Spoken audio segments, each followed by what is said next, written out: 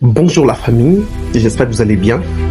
Je reviens encore aujourd'hui pour vous parler de ce sujet-là, l'humilité ou la grandeur. Voilà. Depuis plusieurs années, les gens pensaient que l'homme le plus fort, c'est celui qui sait parler. L'homme le plus fort, c'est celui qui se montre. Non, aujourd'hui, je viens vous dire le contraire. Nous sommes censés stocker, incarner, retenir, sauvegarder et que l'homme le plus fort au monde, ce n'est pas celui-là qui a des muscles, c'est pas celui-là qui sait parler, c'est pas celui-là qui se montre comme un orgueilleux. L'homme le plus fort au monde, c'est celui-là qui a la capacité de se taire pendant qu'il connaît.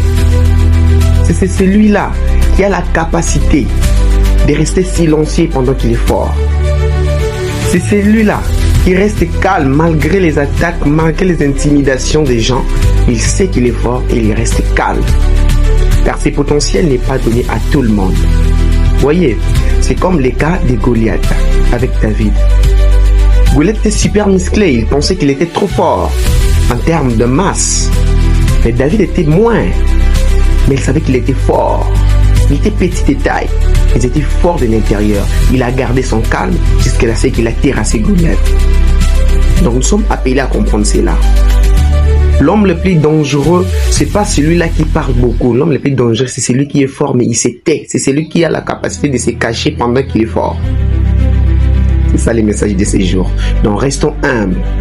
Restons humbles. Voilà pourquoi Dieu dit, Dieu résiste aux orgueilleux.